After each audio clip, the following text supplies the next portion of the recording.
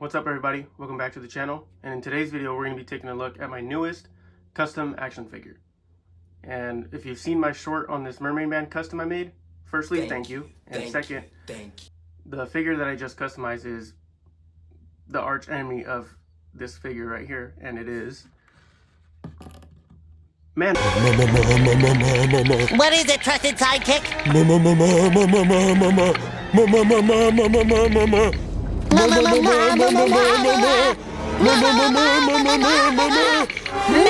Ray! So yeah, I made Man Ray, and I really think it turned out great. It was very difficult, very tricky, but yeah, again, I think it turned out really great. And I will show some pictures on how I made this figure. This is a fairly tricky custom to make because of the head. The way his head is designed is, kind of hard to replicate in action figure form, but I think I did okay. I think I did pretty well. I probably could have done some things a little bit different, but I'm just happy with the way it turned out. And I'm about to go in depth on how I made the figure, what I used, and how you can make one if you want to make one yourself. So yeah, let's go ahead and get right into it. So the most important part of this custom was the base body, and I did use a McFarlane Toys DC Multiverse Atom figure, and the whole lower half from this midsection down was already the red and blue that I needed. The trunks were red, so I did have to repaint those, and I did have to repaint the whole upper torso. And yeah, but I was just more looking for an easier way to make the custom without having to completely repaint the figure.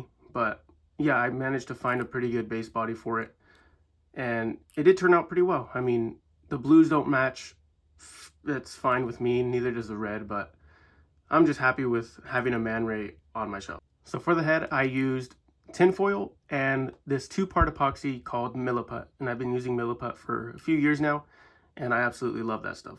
Absolutely not sponsored, but I do recommend you get Milliput if you want to make, different accessories, which I do have off screen that are in progress, so I will show those when I go to the accessory part. But so yeah, Milliput was what I used to make the head, and yeah, it was kind of tricky because that stuff is very kind of sticky. It likes to stick to your hands, but I think it managed to turn out okay. So now let's go ahead and take a closer look at the figure.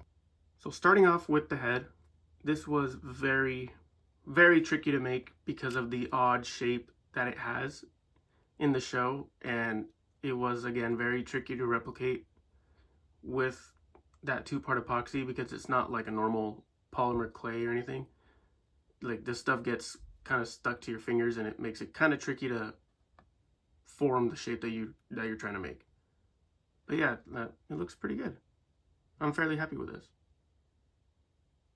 I didn't draw, I used a paintbrush to do the eyebrows, the lines on his mouth, and the lines right here on his mask.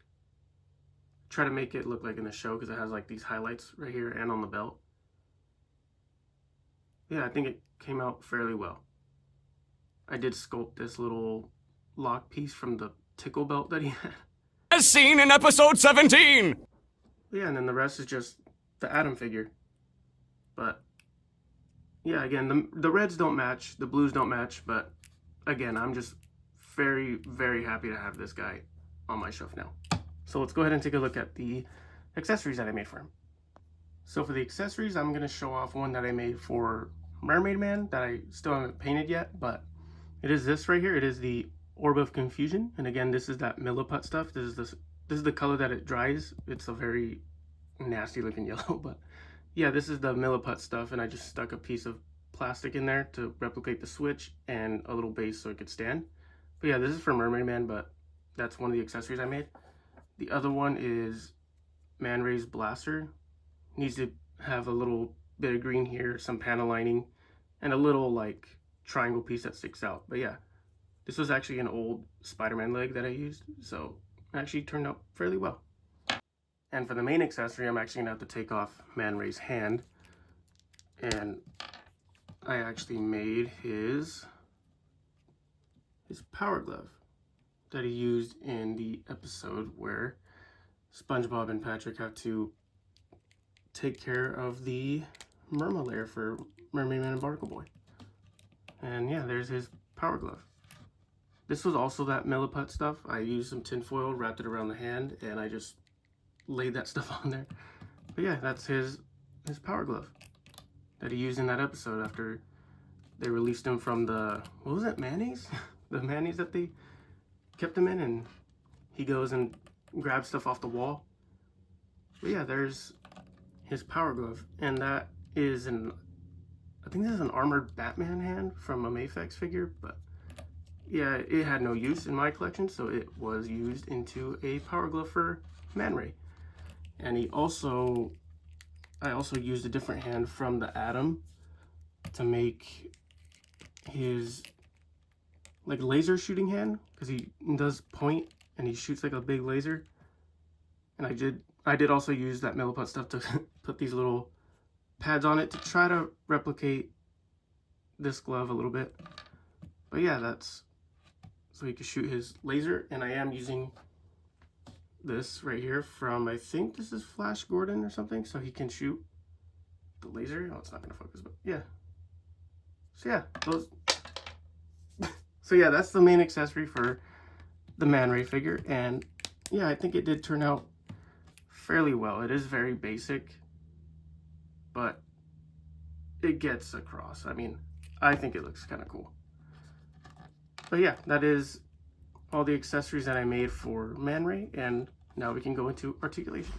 So for articulation, obviously there's nothing in the head. There was no way I could actually, you know, make it articulate. Maybe sometime in the future I could figure something out, but yeah, no articulation in the head, which is fine. His arms do move out just fine. They can move forward about to there due to the way he's designed, but it works. He still has like the butterfly swivel in there, or the butterfly joint.